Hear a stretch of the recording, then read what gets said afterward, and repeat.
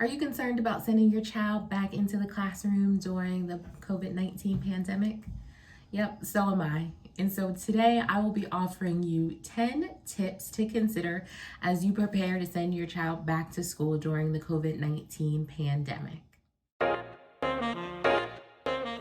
So, to receive more resources and tips as we navigate parenting during a pandemic together, be sure to subscribe, hit the bell so that you are notified every time we upload new videos. All right, so let's get into it. I'm Cassandra. I am the mom of 3 little people, Preston, Braxton, and Olivia, ages 6, 4, and 2. And I'm also an educator and a doctoral student studying urban education. So recently we got an email from Preston's school. He is in the 1st grade this year. He's been doing school remotely since the beginning of the school year. And we got an email saying that there will be an option starting next month in November for Preston to attend school in person on a AABB schedule where he would go 2 days a week, and then the rest of the week would be remote learning at home. And so this definitely immediately I started thinking of all these questions that I had and really thinking through what the best option would be for our son and for our family. And that led me to do a ton of research. And so I've put together these 10 tips based on what I learned from my research. And I hope that again, it helps you as you navigate making the best choice for your child or your children and for your family. All right, so let's get started. The first tip is to have a conversation with your child. Have a conversation with them about how they're feeling, about what to expect, in also preparing them to be flexible, understanding that although they might be going back to school and we're trying this out new this school year in a very different situation, that things might change and they might change quickly depending on what happens during the students returning to school. There might be a situation where we have to return back to doing full remote, and that's okay.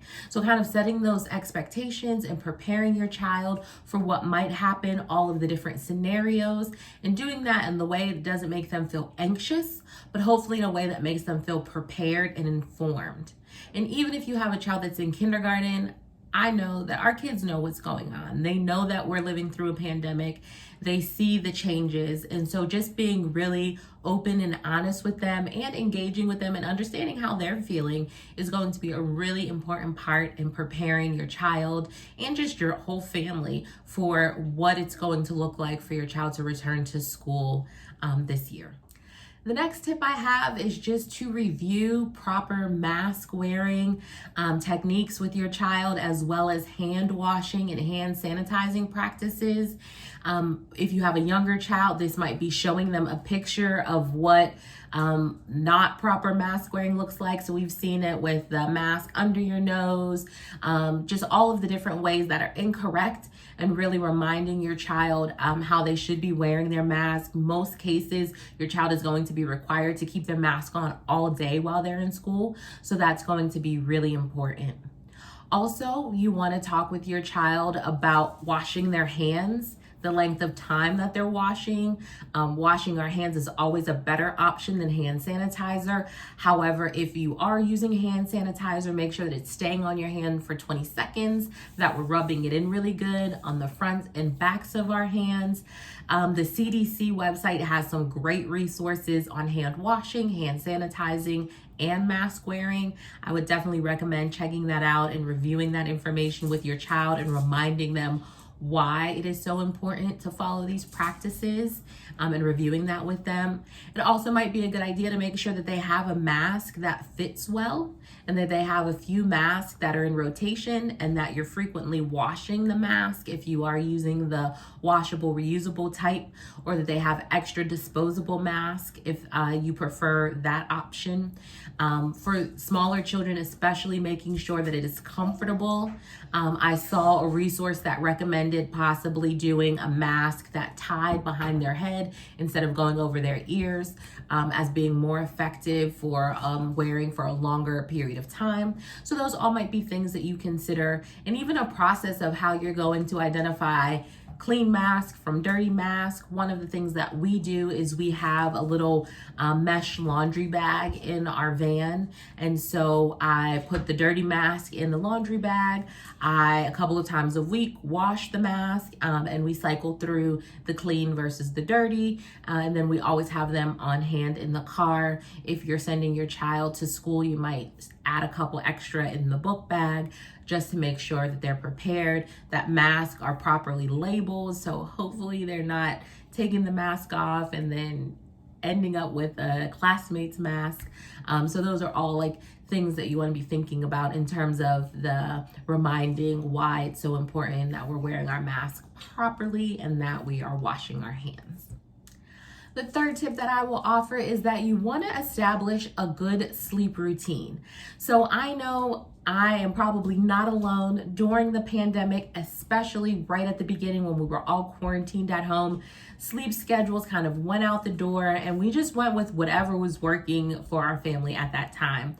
And so as you prepare to go back into the classroom and into a routine where you have to wake up early enough to get dressed and to physically go to the school, which is a little bit different if you've been doing school at home remotely, and you can kind of wake up, brush your teeth, throw on a shirt, keep your PJ bottoms on because nobody's gonna see that on the Zoom, and pop into class. And so it's gonna take a little bit more effort for both parent and child to get ready for school and to get there on time. So just having a sleep routine in place where your child is getting enough sleep, and that's going to be really important to making sure that they stay healthy, that their immune system is prepared for all of the normal germs that we know that they face when they go to school. And then this, COVID-19 that's out there. So we want to just make sure we're staying as healthy as possible, and definitely establishing a good sleep routine is going to be really important to just overall health and well-being. So the fourth tip is along that same line with the overall health and well-being. It might be a good idea if you haven't in a while, or maybe you had to skip your child's well visit with the pediatrician because of the pandemic, to make sure you get one scheduled before they go back to school, so that you can have a baseline of checking in just on their health, that they are well, getting up to date on any immunizations that might have been missed or that are required. If you are a family that gives your child the flu shot, that would be a great time during the well visit to get the flu shot if you haven't already. If you don't do the flu shot, I'm not judging. I'm just saying that during the well visit, it would be a great time to kind of accomplish all of maybe those outstanding wellness pieces that your child might need. And so all right, so our next tip is right along that same kind of wellness theme, where you want to make sure nutrition, your child is receiving good nutrition at home. A hearty breakfast, oatmeal is a great option. Whatever your child likes, making sure they're eating in the morning. Fresh oranges is a great way to get vitamin C. And even thinking about how mealtime might change at school. Probably they're not going to have all of the children in the cafeteria as they typically would. I know for our child's school, they let us know that children would be eating in their classroom. So that made us think about maybe we should think about packing a lunch where before he would eat the hot meal at school. So definitely think about what that looks like for your child, whether or not you might want to incorporate a vitamin, again, to really help boost that immune system. We are big on fresh oranges, the little mandarin oranges for our children to get the vitamin C naturally. We also sometimes use emergency to get some more vitamin C and build their immune system. And an elderberry vitamin is what we personally use for our children. But again, do your research or just use whatever you would normally use for your children to protect them in a regular environment, around a flu season or something of that nature. So our next tip is around physical activity, especially if you have younger children, especially if you have boys. They need to run. They need to get that energy out. Our sons, we have 2 sons, Preston and Braxton, and they are full of energy after school. And so right now it's fall. We live on the East Coast, so getting them out to the playground is really important for us. Allowing them to go out in the backyard and just to run and play and scream is going to be, for us, it's really important to us having a good night and not, end up with them just like running around the house. So ways to get that energy out is going to be important. And just thinking about physical activity in general as they're going back to school. Again, if they're going to be in one classroom all day, they're not doing things like recess or gym. And so they need that opportunity to have that movement. Even thinking about older children, just staying healthy and getting physical activity is going to be important. Think about things like walks around the neighborhood, trips to the playground, different fun activities and challenges you can do outside. You don't need to, have much space. Just to make sure that they're exercising and staying healthy in that way as well. So our next tip is around separation anxiety. So for some of us, we've been at home with our children for the past 8 months. So venturing out into a new routine, returning back to school is going to be a little bit new and different. And so thinking about and looking for signs of separation anxiety are going to be really important. Understanding that your child might begin behaving differently and thinking about really the root cause of where is that coming from. Having those open conversations is going to be really important to address feelings that they might be having. And you could do little things too, like putting notes in their lunchbox or sending them to school with a little family photo, just to remind them throughout the day if they are having those feelings, things that might be comforting. All right, so our next tip is around developing a social circle. So one of the benefits that we are deeply considering as we think about should we send our child back to school or not is the fact that one of the things that children learn at school that is not academic at all, it's kind of that social interaction, how to have, make friends, how to deal with different situations that might come up in social spaces. And so that's one of the really important benefits of children going to school is the social emotional learning that happens in schools. And so that's going to look really different if your child is having to stay in one classroom all day. The interaction within the classroom looks a lot different with the kind of social distancing practices and such. And so it's a really great idea, if you can, to develop a social circle for your child of people you feel comfortable with, them being around on a regular basis outside of school, where they can do fun activities together, just play together, and have those social dynamics that they would have had in school in kind of a normal time, although normal is relative, but that they would have experienced in school, but due to the kind of parameters that schools are having to work within, they're probably not going to get. And so for us, this is one of the reasons that I feel tremendously blessed right now to have 3 children. They can play together at home. They're fairly close in age. And so I'm really happy that they're not feeling isolated in that way. But we also have a really amazing circle of friends. They have cousins that live up the street that they can play with often. And so just thinking about, are there 1, 2, 3 kids that maybe you can develop this social circle with, that your child can have social interactions with outside of school that really continue to build that social emotional learning that's really important.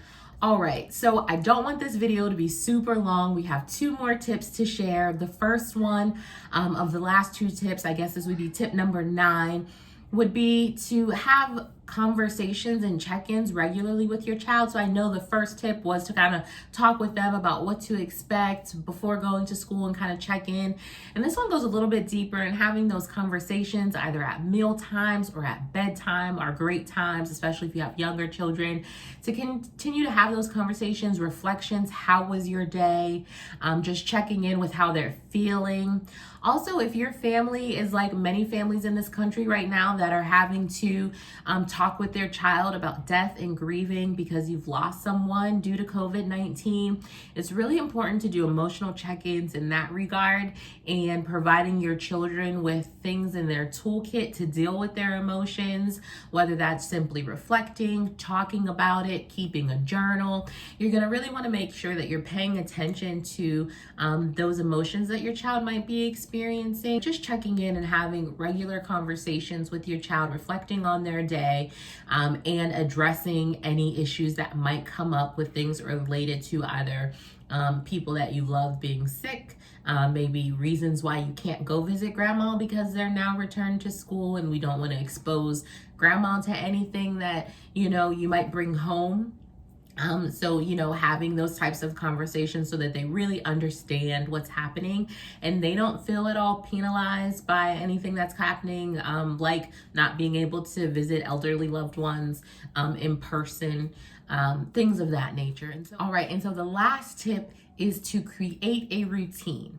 Picking out clothes the night before, making sure we're waking up on time, having everything we need packed and ready to go so that you don't have that anxiety and that stress in the morning, like, oh my goodness, we're running late. That just compounds, oh, we forgot our mask or whatever it might be. So having a routine in place to make sure that your mornings run smooth, your afternoon pickup runs smooth, that, you have a plan of like, this is what we're going to do in the event XYZ happens. Is going to be really important, and even thinking through like different scenarios. So right now our plan is that you're going to go to school 2 days a week, but what happens if that changes, right? And we come back to 100% remote. So being prepared and having a plan is going to be really critical. And also I highly recommend the routine. Just normally having a routine is really helpful. Children need those routines and that consistency to develop.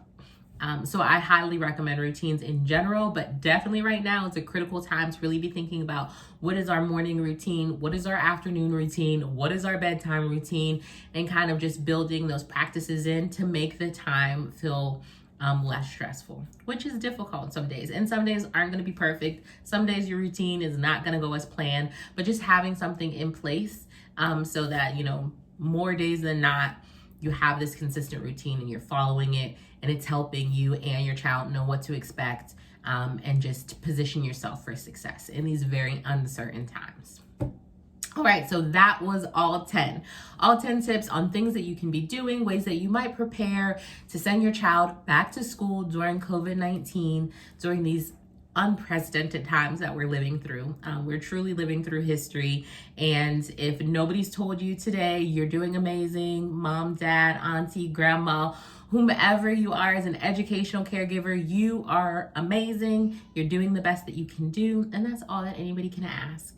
So the fact that you've watched this video to the end lets me know that you care and that you want to just do your very best for your child, for the little people in your lives. So I encourage you again to subscribe to our channel. If you haven't already, click that bell so that you are notified every time we upload a new video. Please follow us on Instagram, PBO in STEM.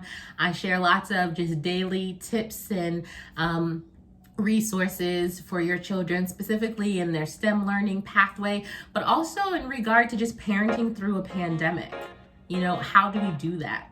And just creating a community of support so that you know that you are not alone. I appreciate you so much for watching our video and invite you to come back to continue to kind of go through this process with us and learn together. Please share your experiences in the comments. I'm really interested. What other questions do you have? What other things are you thinking about? Perhaps we can do a Q&A type of video as a follow-up next week.